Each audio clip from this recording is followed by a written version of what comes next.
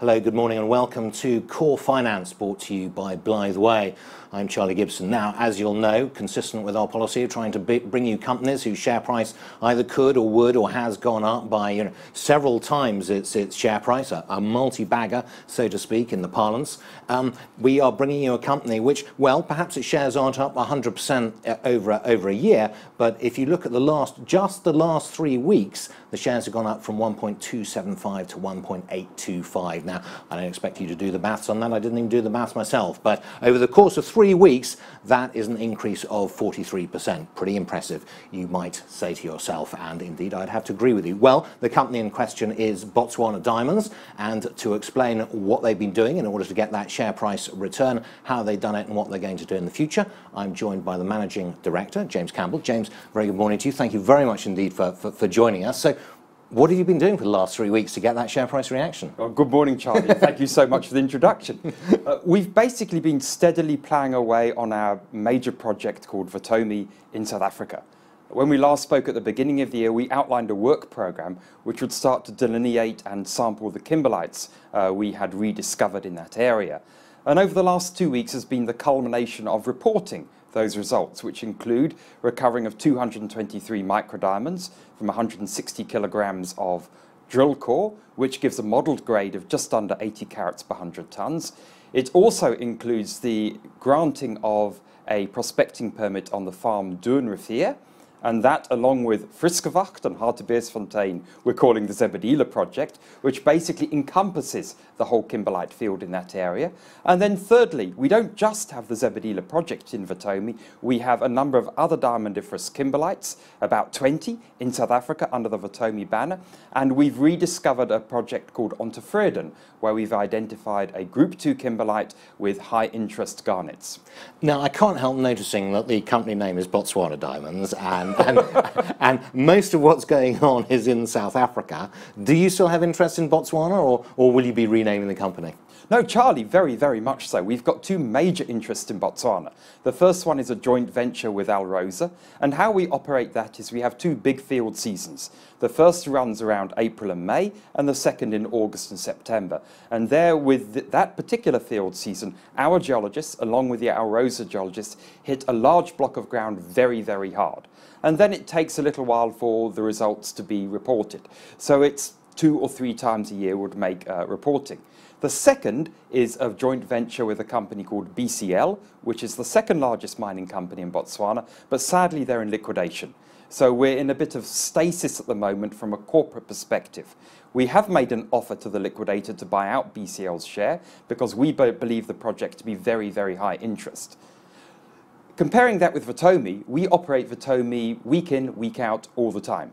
And we're the operators under Vitomi too. So perhaps that's why you see more news flow coming from Vitomi, whereas the news flow coming from particularly the Alrosa JV will be large 2 or 3 times a year. Okay, so what gets you up in the morning? What's the bit that you're focused on? Do you get up and do you think, Botswana, it's all about that, and I'll pick up the phone and talk to the Alrosa people, or do you think it's all about Zebedela and Friskewacht and pick up the phone to the Northwest Province? I actually don't think it's either or, I think it's both. And I think with the Alrosa thing, what is really exciting about that is our new discoveries. Now, we are working in the Central Kalahari Game Reserve, where there's the Gem Diamonds Gargu mine and the very exciting KX36 project by Petra.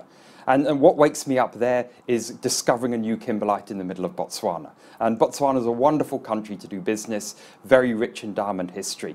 And then on the other hand, in the Zebedela area, I've long had a passion for developing that part of the world and making commercial project at the end of the day. And why is that? Is I spent my early married life there, and we discovered at that time what was the Marsfontein mine, which had a 3.5-day payback, and then the Klipspringer mine, which is currently on care and maintenance and owned by Assa Mining PLC. And I've long been of the view that there's unfinished business, and I would like to complete that business. Okay. So can I put it this way to you? If I was to offer you, I've got a kimberlite in Botswana, would you like it? Or I have a kimberlite in South Africa, would you like it? Which would be the one that you would go for? Charlie, that's an incredibly difficult It's very generous, indeed very generous as well. However, I'm not being a politician, but I'm going to answer it in a couple of ways. First, if you find a kimberlite in the Central Kalahari Game Reserve, you've got a wonderful fiscal climate, you've got low political risk, but you're probably sitting beneath 60 metres or 40 metres of sand, where water and power and infrastructure is actually far away. So your threshold in terms of your dollar per tonne would have to be quite high to actually do it. Whereas in South Africa, yes, you do have higher political risk, and we all accept that fact, but it's not as high as people actually make it out to be.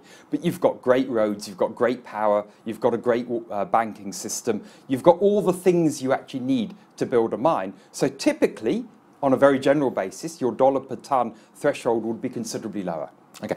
So how are we going to see these two? We've got Botswana on the one hand, we've got South Africa. What can we expect in the future? What are the targets? What are you expecting to hit? What's the news flow that we can expect over the next few months? Okay, well in Vitomi there are three areas we're going to be focusing on. The first one is to generate an inferred resource.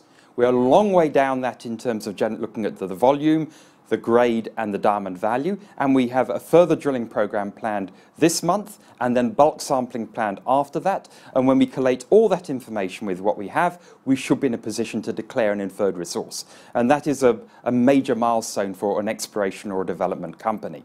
Secondly, in Vitomi, we need to do more work on Ontevreden.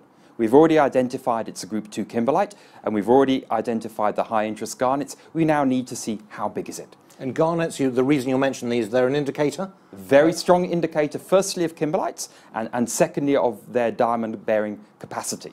And what about, and where actually, we talk about these kimberlites, they're usually sort of vertical structures, aren't they, which you mine by open pit. Now, is this something that's vertical from surface, and is that the way you would conceive of mining it? Well, I know we're a little bit away from that at the moment, but, No, absolutely. In the Zebedela area, we're actually looking at kimberlite dikes, which are tabular, thin features, but what we're really looking at are the blows on the intersection of structures. Marsfontein was a very small blow, 0.4 hectares, but extraordinarily rich. And we're looking for these little tiny pipes, which could be very rich. Ontevreden is a pipe. And then we actually would like, to answer your earlier question, to start looking at the 20 or so kimberlites we have in the Free State region of South Africa and start to prioritise them in terms of work and which one may have the potential to actually move forward. So how are you, so a lot of work to be done here. I mean, which raises the question: how do you prioritise the work, and how are you prioritising your exploration dollar at the moment, and how are you financing it? Well, for the prioritisation, we're going to be spending probably 3/4 of our money allocated to Vitomi on the Zebedela project, because as you go down the resource pipeline, the expenditure actually increases.